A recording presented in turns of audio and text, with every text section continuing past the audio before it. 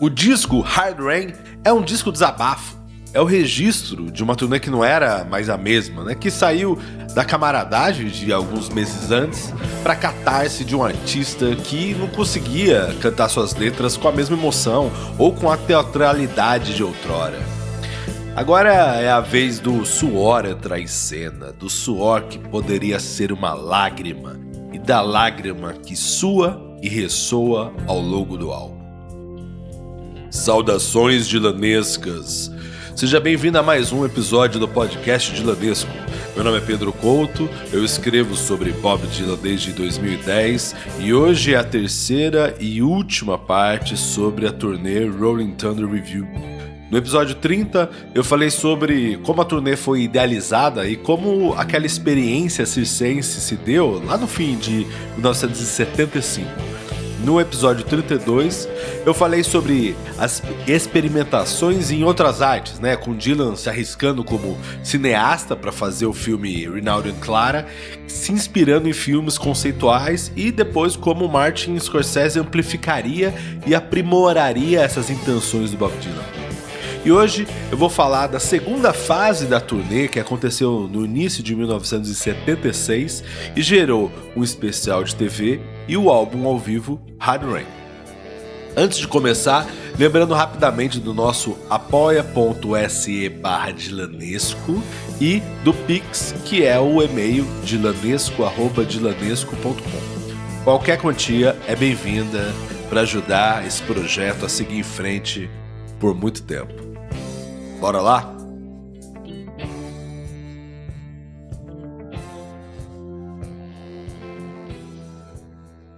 A primeira fase da Rolling Thunder Revue terminou no dia 8 de dezembro de 1975, no Madison Square Garden, em Nova York. O show foi nomeado de A Noite do Furacão, com um foco em ser uma ação beneficente para a causa de Robin Hurricane Carter, né, o boxeador preso injustamente, que eu falei no longínquo episódio número 5. Pouco mais de um mês, né, no dia 25 de janeiro de 1976, houve mais um show beneficente para o Hurricane, dessa vez em Houston, no Texas. Mas já estava bem diferente.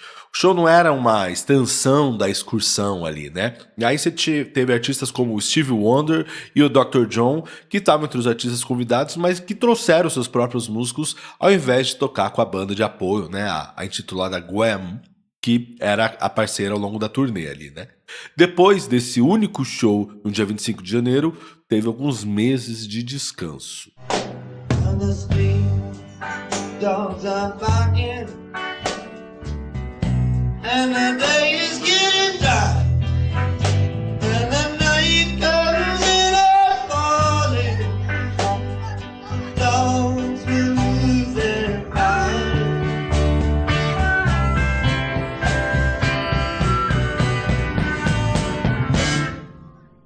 Os ensaios foram retomados no meio de abril, mas muita coisa já estava diferente, né? Algumas mudanças entre os artistas ali. Então, saindo o Ramblin' Jack Elliott e a Ronnie Blakely para a entrada de King Friedman e Donna Weiss.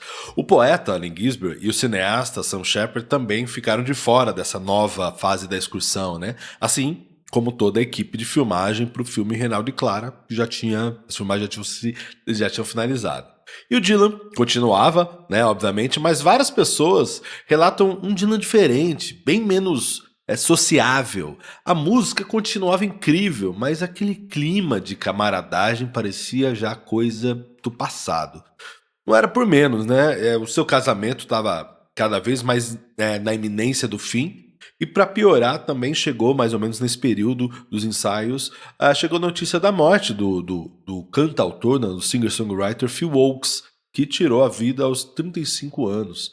Dylan e o Ochs tinham uma relação conturbada desde os anos 60, e aí para o Ochs sempre houve uma certa rivalidade artística, enquanto que Dylan, principalmente no início do sucesso, parecia mais desdenhar do que de fato competir. Então, há quem diga até que, dentre as razões para a piora de saúde mental do Phil Ochs, estaria justamente essas aventuras da Rolling Thunder Revue, né, que trouxe muita gente, que mexeu nessa galera do Greenwich Village, né, mas ele não estava entre os convidados. Bom, o fato é que o Dylan recebeu a notícia e desapareceu por alguns dias dos ensaios, e mesmo quando ia, estava mais distante, né? Meses antes, na primeira fase da turnê, o Dylan queria em partes reviver aquele clima comunal e curtição mais livre que eram os anos da boemia no Greenwich Village, e aí é o que eu falei, talvez a morte do Phil Ochs tenha sido meio que um tapa de realidade sobre a finitude dessa época, né? Nos primeiros shows de 76, já dá para perceber de cara a mudança nas escolhas das músicas. Muitas dasquelas tocadas em 1975 foram ignoradas. E aí é mais incrível ainda, né? Dylan parou de tocar boa parte das músicas do disco Desire, que saiu no começo de 76. Ou seja, quando as pessoas tiveram acesso às canções novas, ele parou de tocar. Aí é Dylan sendo Dylan, né? Provavelmente pensando nos custos do divórcio, Bob Dylan se aproximou um pouquinho mais do show business e fez algo parecido com o que ele fez em 1974, que ele basicamente tinha se recusado a fazer em 75, que é lançar um disco novo, sair em turnê e depois lançar um disco ao vivo. Nesse caso, o Dylan ainda adicionou, né, em 76, fez tudo isso e ainda adicionou um especial de TV. Né? Tanto o especial de TV quanto o disco foram batizados de Hard Rain, né? E apesar de terem algumas faixas diferentes. O nome veio da música famosa, né, Hard Rain's Gonna Fall, mas principalmente da chuva torrencial que caiu na cidade texana Fort Worth, precisando até que o show fosse adiado alguns dias, assim, né? Então, porque eles não conseguiam tocar pelo tamanho da tempestade, a forte chuva que chegou. Apesar de ser uma turnê bem diferente da primeira fase, o registro é muito imponente, sabe? O disco Hard Rain é forte, eu acho, sim. Tem o disco Before the Flood, né, o disco de 74, tem raiva, mas acho que é uma raiva que diz, pronto, tá aqui o que vocês queriam, né? Porque o Dylan voltou a tocar depois de 10 anos, quase, né? 8 anos sem excursionar. Ao mesmo tempo, né, o autotraição e autoafirmação, né? Traição por ceder ao show business, mas afirmação por sair de casa e cair na estrada.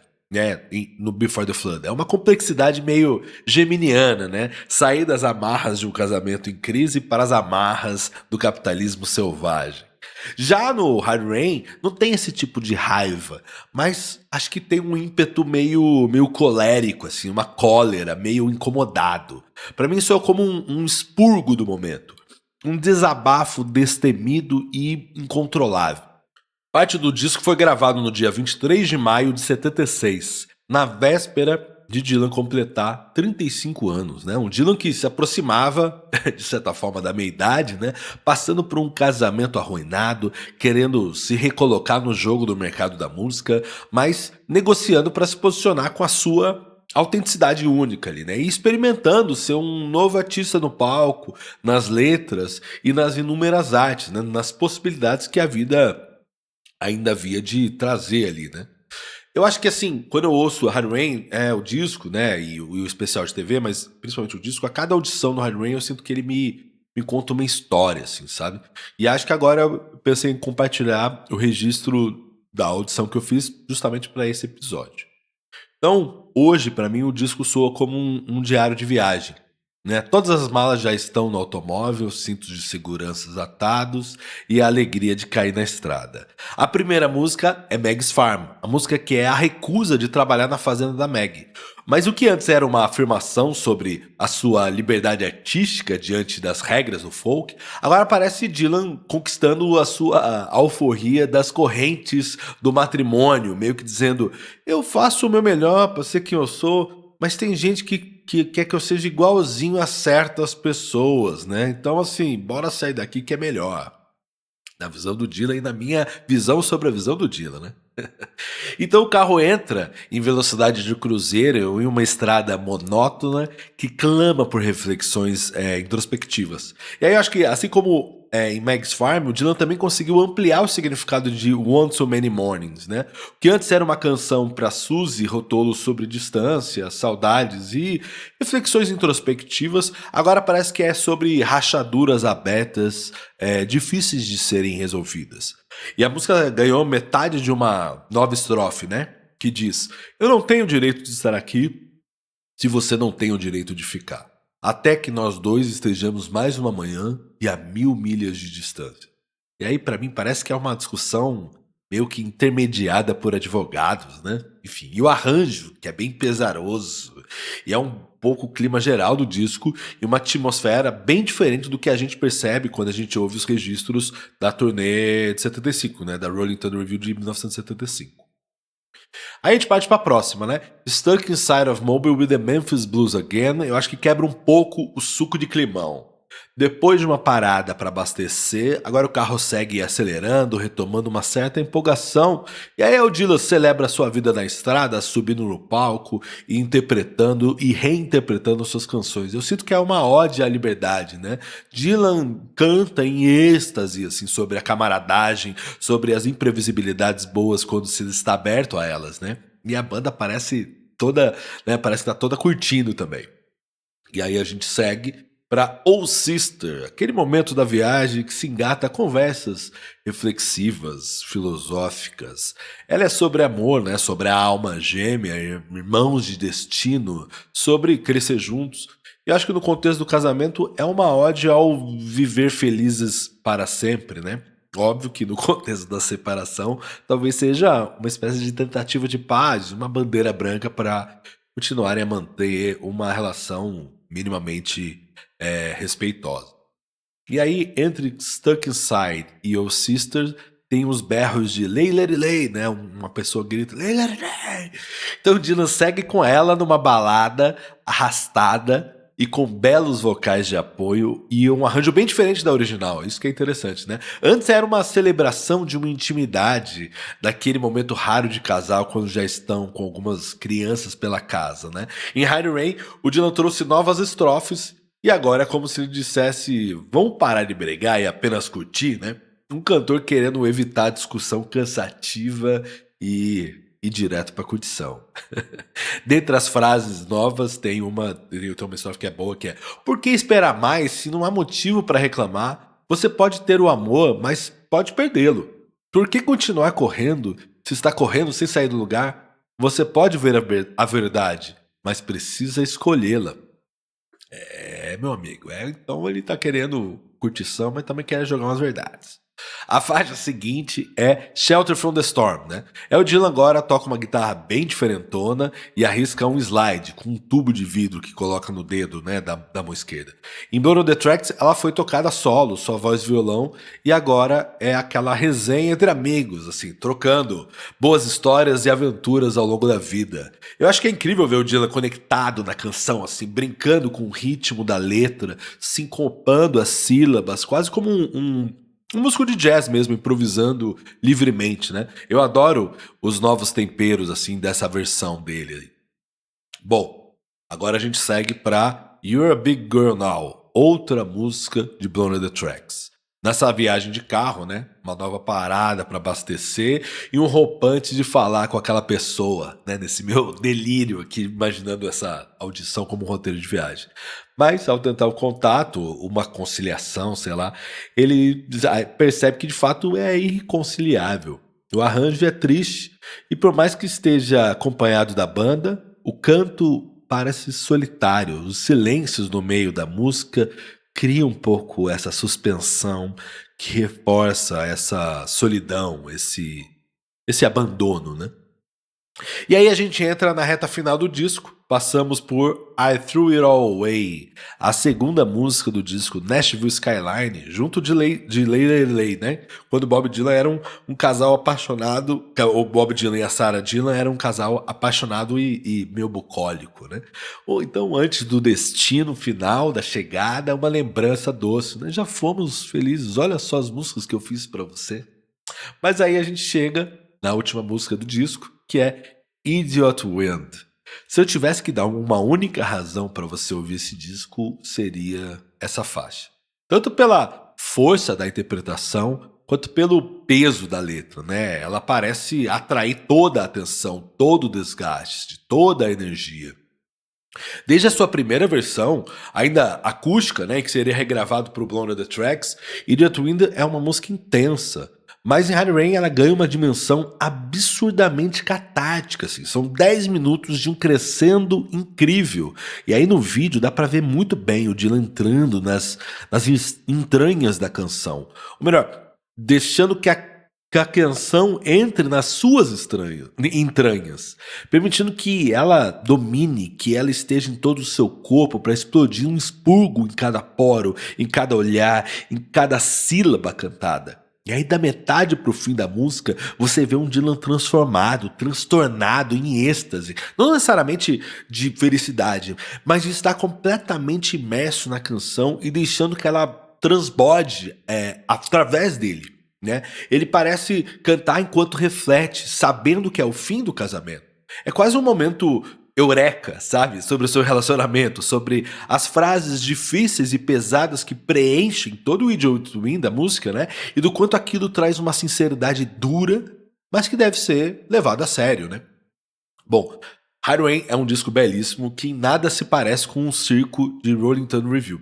Eu mencionei no episódio anterior sobre a influência do filme O Boulevard do Crime para o filme Reinaldo e Clara, e aqui parece que de certa forma a inspiração se manteve, né? Porque Hard Rain é como a trilha sonora do que acontece fora dos palcos, mas sem o rosto pintado e mascarado ali, né? É o registro dos ânimos à flor da pele, dos meandros do desespero nas relações, né? Das incertezas do futuro e das certezas de algumas finitudes. Como eu disse, como eu já falei agora, né, a gravação do show virou disco e 3 dias antes do lançamento do álbum rolou a transmissão das filmagens no show da TV americana. E aí é algo relativamente comum na época, né? Você assiste ao show na TV numa terça-feira e sexta-feira já pode ir na loja comprar o disco.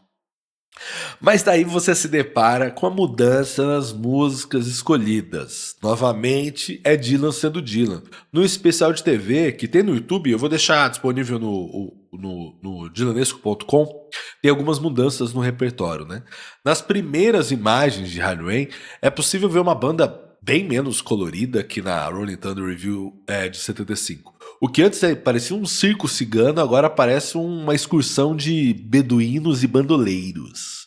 O especial de TV abre com a Hard Rain's Gonna Fall, né? Que no show foi o Bis, foi lá pro final e na TV ficou no começo. Mas faz todo sentido abrir com ela para referenciar a tempestade que caiu em Fort Worth, né? Se em 1975 ela era um rhythm and blues agitado e divertido, agora é um country moroso, triste. É o registro de uma pessoa que passou por tudo o que a canção menciona, que viu, ouviu, que encontrou e circulou com todos os tipos de desgraças e complexidades humanas. Na versão de 63, a certeza de estar com as minorias excluídas era messiânica. Na versão de 75, ganha ares motivacionais para que todos consigam sair daquela pindaíba. Mas em 76 é um homem cansado e circulando pelo fim do mundo mais por falta de opção do que por alguma decisão destemida. Na música seguinte, não temos nada mais, nada menos que um dueto de Bob Dylan com o Joan Baez. Só os dois no violão, cantando Blowing the Wind. Uma versão rápida, com uma certa urgência, né? Mas com uma certa plenitude. Acho que para muita gente que não viu Bob Dylan no palco em 75 e 76, né? E lembrando que ainda demoraria alguns anos para sair Reinaldo e Clara, ligar a TV e ver Bob Dylan e a Joan Baez cantando juntos no mesmo microfone deve ter sido um momento único, né? Sei lá, fazia 10, 11 anos que muitos não vinham os dois juntos. E agora temos um Dylan beduíno ao lado de uma Joan Baez meio cigana, sei lá, cantando o hino de uma geração. No finalzinho da canção, um close no rosto dos dois, no mesmo microfone, quase se tocando. A música termina e eles já emendam o folk tradicional Railroad Boy, que é a história de uma mulher que tira sua vida por se apaixonar por um ferroviário que, na visão dela, provavelmente está cortejando outra mulher em uma cidade distante. É uma balada sangrenta e com um certo toque de misoginia, né? Tão comum no contexto do folk que eu preciso até fazer um episódio sobre isso. Mas, pro nosso contexto agora, é Dylan e Baez cantando sobre uma paixão frustrada, né? Que acaba com um desastre. É uma versão corrida, urgente, e os dois cantam compenetrados e sérios. Não tem espaço para brincadeira. E ainda temos mais um dueto só dos dois, né? Só dos dois, que agora é a vez de homenagear Woody Guthrie com uma bela versão de Deportee. O Woody Guthrie compôs essa música depois que viu no jornal a reportagem de um acidente aéreo na fronteira dos Estados Unidos com o México. E aí o jornal menciona o nome dos 4 estadunidenses mortos e resume todos os outros 28 mexicanos como deportados, sem mencionar seus nomes. Então, Deportee é sobre essa exclusão da história dessas pessoas, né? Com um refrão mencionando alguns nomes, mas dizendo que eles serão apenas citados como deportados. Então, é uma música sobre injustiça e invisibilidade social, né? Esse trio de músicas acústicas com o hino de uma geração e 2 do cancioneiro folk é um breve momento de celebração de um tempo que já foi, né? E que no contexto dos Estados Unidos, que eu comentei no episódio 30, talvez precisasse ser lembrado, né? Depois de um parênteses sério, a banda toda volta, né? A banda toda volta pro palco, mas o dueto continua. Dylan e Baez cantam uma versão alegre, rápida e meio ardente de I Pity the Poor Immigrant, que é um diálogo com as canções acústicas, mas numa abordagem mais leve, né? A música é do Dylan, né? E é ele usando sua empatia para falar dos imigrantes. Mas nessa versão, a mensagem da música fica meio que em segundo lugar, porque o arranjo alegre chama a atenção. Mas o que é mais incrível é novamente o dueto dos dois. A Baez toca 2 chocalhos e dança divertidamente, enquanto Dylan toca sua guitarra Telecaster, né? E aí a cada fim do refrão, o tempo se alonga e os dois no mesmo microfone quase se tocam. Quase se beijam. O Dylan vai se aproximando cada vez mais, meio que instigando um remember amoroso com a Joan Baez. Todo mundo parece ser divertido, né? Inclusive a Baez. Mas também há uma certa tristeza em ver um Dylan recém-solteiro optando por bagunçar sua relação com a Baez, que claramente está disposta aos novos caminhos, né? É Dylan encenando no palco parte da trama do seu futuro filme, né? Mostrando a relação entre Renaldo, que o Renaldo tem, com a mulher de branco, que é interpretada pela Joan Baez, né? Então, finalmente, algumas músicas que estão no disco tocam ali. E aí é o Dylan tocando Shelter from the Storm, Meg's Farm e One Too Many Mornings. Aí depois a gente vai para Mozambique, que na época era recém-lançada no disco Desire, né? E Hard Rain, ela tem um arranjo parecido com a versão original até, mas naturalmente tem uma energia diferente, né? Uma emoção mais forte, talvez influenciado pelo palco, né? Obviamente. Não temos aquela empolgação teatral de Dylan, de 75, mas, de certa forma, é o mais próximo que a gente consegue chegar para o clima que foi a primeira fase da Rolling Thunder Review, né?